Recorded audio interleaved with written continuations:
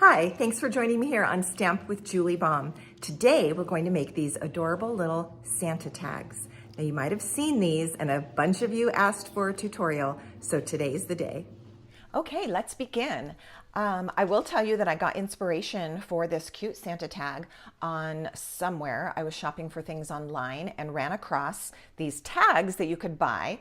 And of course, like a stamper or a crafter, when you see something and you go, I could make that. And so that's where I got my inspiration. That was my thought. So I'm pulling a lot of different pieces from here. What you're going to find is you might have to substitute with things that you have, but let's go through the steps. And then, like I said, you can substitute the things that will work just as well, that maybe look a little bit different, but in case you don't have the exact items. So I started with nested essentials and I used the largest of the rounded rectangles. So I got a piece of real red cardstock that measured 2 3/4 inches by 3.5 inches. So like this. And then I put my die on there and die cut it. So I ended up with this shape. Now, if you don't have a die that is going to give this size and shape, you can just start with a rectangle, maybe a little bit smaller than this one. Just cut it, and perhaps you have a corner rounder and then you can just round the corners. So that would be a good option. All right, then I needed the white ruffle at the bottom, and this was actually the part that I struggled the most with because I didn't know from my supplies what to use. And then I dug really deep and found a very old large scallop. This was called an edgelet at the time. I think they had different categories, but it's basically a scalloped die. So I took a piece of white cardstock. Let's see.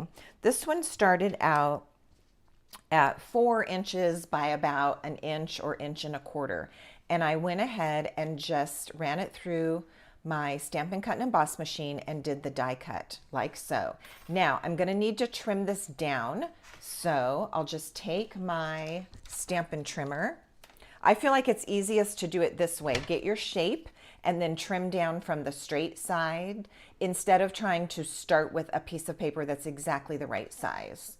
All right, so we're going to trim this down quite a bit. I'm going to take one swipe at it and then see if we need to do any more.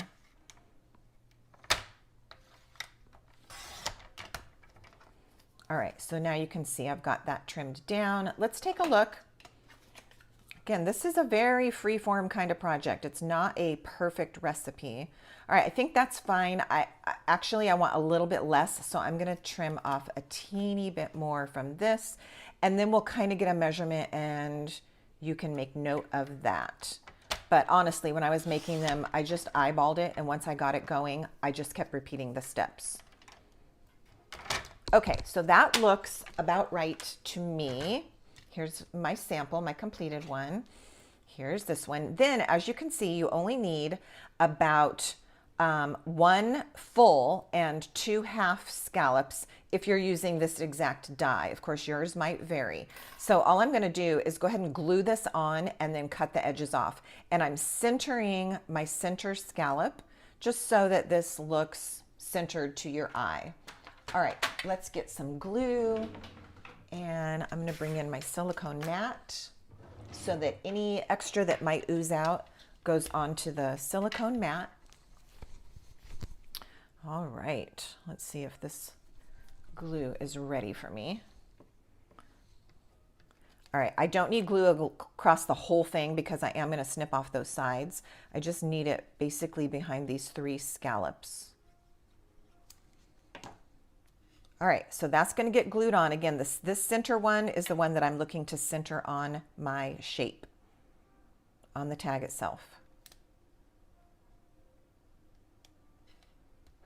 And then I'm going to press it down, make sure it's lined up completely at the bottom there. All right, that is now in place.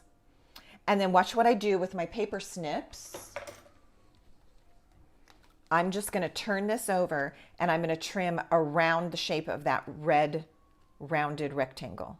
So I'm just going to come around here on that side and come over here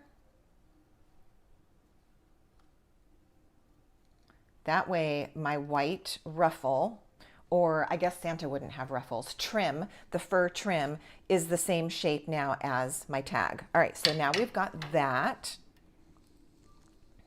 All right, next we need a belt. And so I just have a scrap of black cardstock. This piece happens to be 4 inches by 1.5 inches, which is really larger than you need. What we need is a 1/4 inch strip. So we're going to cut the scrap down a 1/4 inch strip. And ultimately, we only need it to be 2 3/8, but I'm going to have it extend on both sides and then trim it. You know, if you've watched me, that I think when you're lining something up like this that goes all the way across a page or a shape, it's easier to make it extra long and then trim it off. All right, I'm trying to get something gluey out of the way. There we go. You can see I've got some others started, so I'll be able to make some more of these. Bring in my trimmer. And I want this to be a 1/4 inch wide.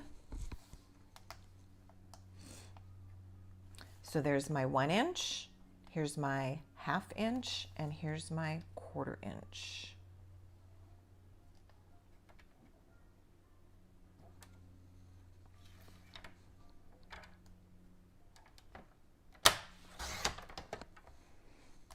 Okay, that looks a little bit skinnier than this one. I must have done this one wider. Let's go a little bit wider.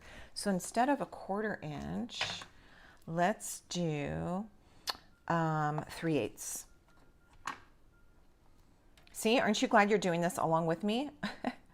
Like I said, I didn't have any measurements. I was just eyeballing something from inspiration. There we go. That's exactly what we wanted. So this strip is going to end up being 3/8 of an inch wide. And that is going to be our Santa belt. Now, you can see this area here.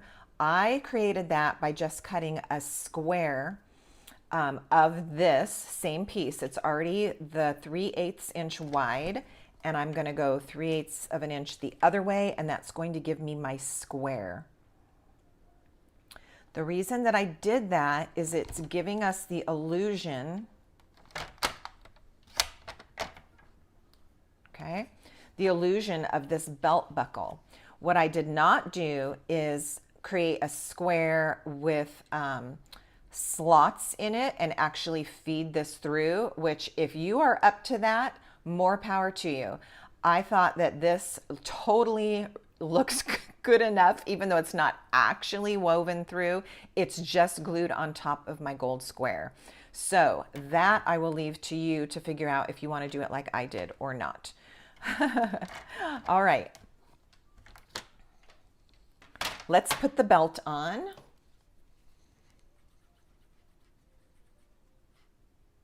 And I don't need glue all the way on these outer edges because they're going to get trimmed off.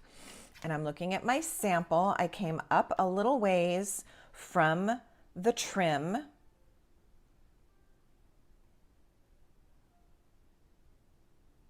About like so. You want to have enough space for your gold belt buckle. And you want to have enough space for at least 2 buttons. So that's why I placed it close to the trim, just a little gap in between. And if you are curious, that is about, I would say it's not quite a 1/2 inch above. Here's my 1/4, here's my 1/2. Yeah, it's not quite a 1/2 inch above if you're one who measures. I just eyeballed it. All right, let's cut off the little black edges of the belt. There we go. We're well on our way. All right, next, since we're working with the black cardstock, let's just go ahead and continue, and then we'll come back and do our buckle. So I have an old circle punch. This was quite possibly part of a 3-pack which comes out at different times. Stampin' Up! Will release 3 packs of punches. This is a circle punch that is, if I had to measure it and tell you, I would say this is a 3/8 circle punch. And this is the size that it's going to give us. So I just took a scrap and punched out a couple of buttons. All right, let's put our buttons on. And I'm going to show you how I did this. I used my Take Your Pick tool, and I picked up my button with the sticky end. And well, let's lay it on here. Why don't we lay it on and get a dry fit first? I want that first button low enough that I'm not going to worry about where the hole gets punched there. And then here's the next one. All right, so you can see how our buttons are going to go. Now, let's pick this one up. Put our little bit of glue right where it was and replace it right back in its spot. Okay, and then I can do the same thing for the next one. I think that's a little bit easier than trying to put the glue on here and then it falls off or drops. And if you don't have a Take Your Pick tool, I have several links in the description box below this video. This is a wonderful multi-purpose tool that I use for all kinds of things. And today that sticky end came in really handy. Okay, next is our little belt buckle. So I had some gold glimmer paper. Look through your paper. It can just be a scrap. You don't need a large piece. This is a lovely piece of glimmer paper, and I like our glimmer papers because the glitter doesn't come off. I don't know how they do it, but it's like baked into the paper. Somehow it is stuck on there really good. So I'm going to trim a square. Let's see how big a square I used this time. About, I don't want my centimeters because I don't work in centimeters. 3/4 of an inch by 3/4 of an inch. So let's try that.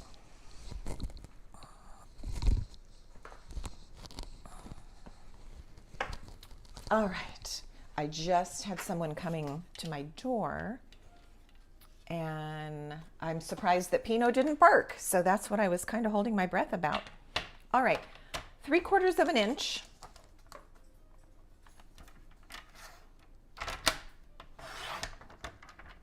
By 3/4 of an inch.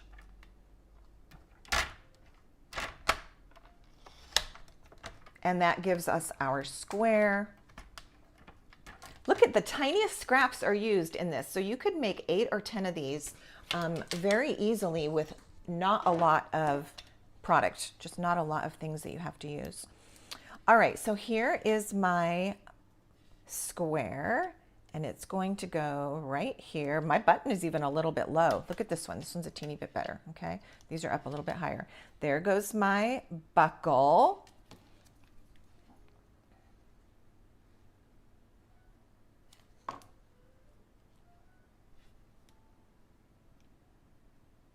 Because I do feel like the buckle needs to be somewhat centered this way and this way on the belt so that it looks right. So yes, I mean, you're creating this one as I'm going along too. I would definitely have that button up a little bit higher, each of those 2 buttons, just up a little bit higher.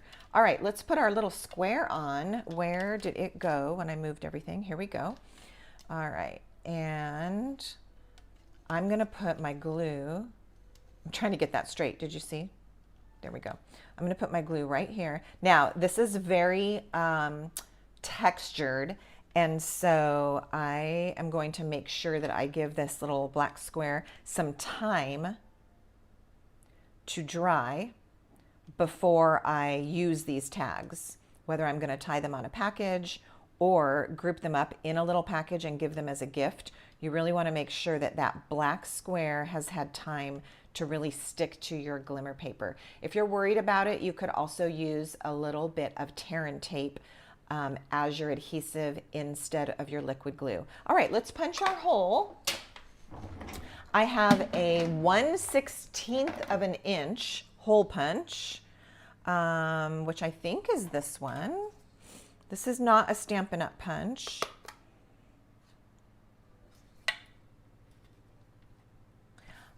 It happens to be a Fisker's punch, but I have literally had this for years, maybe decades. So I'm not sure, and I don't have this linked. I'm going to let you search for a hole punch. You could use a different size if you already have something that works, but I'm using a 1/16 of an inch. I'm going to mark it with a pencil. I think once you get this in and you're trying to see where to punch, it's a little difficult. So I'm just going to make a little pencil mark where I want the hole. And then I have a guide when I'm looking where this needs to punch. There we go. Last up is some red and white twine. Let me grab mine.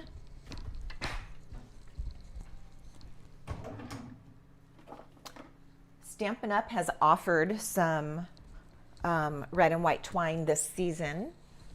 I also happen to have some other twine. This was more of, I think this was bought in a backup emergency situation, and I had to get it from Michael's. So this is a thicker twine. It'll be fun to see both.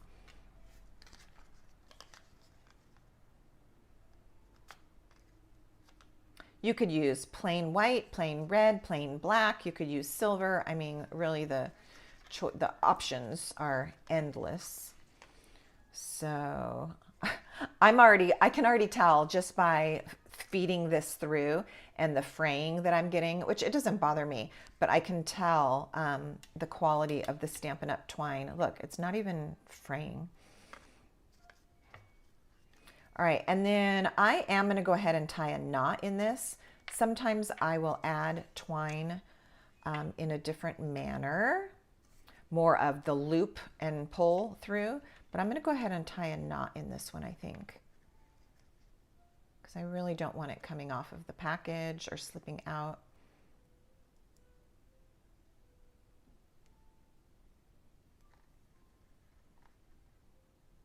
As you watch me fumble. Good grief. There we go. All right, there is our knot and our little tag. Now I'm going to trim that up. Let's make that look better. I'm going to go ahead and show you. Okay, there's that. Here's this one. Like I said, the buttons are better on this one. So for placement, make sure you do that. And then I'm going to show you that other way to attach the twine. I'm actually going to cut this one out so I can show you the other way in case you prefer not tying a knot. And let me see if I have some more of that thin twine.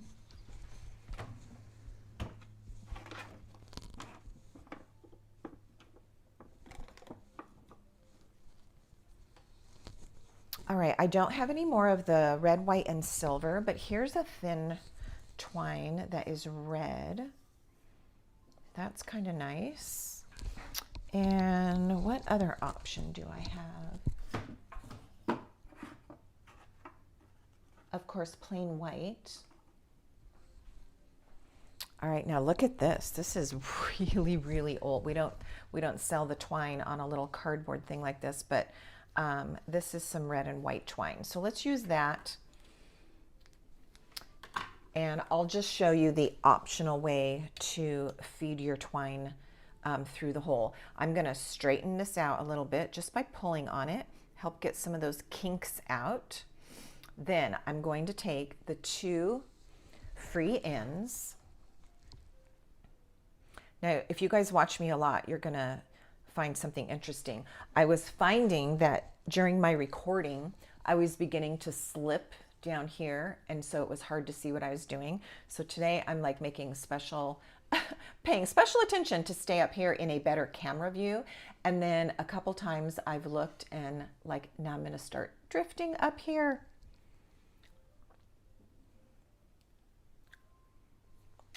All right, I've got the two free ends that I've put together. I'm going to slide them through the hole that we punched from the back of the project. Then with this loop, I'm going to open the loop up, grab those two pieces and pull them through. All right, that is pretty much the way I usually add twine, but on this one I did make a knot, so that's why we wanted to talk about that. All right, there you have it.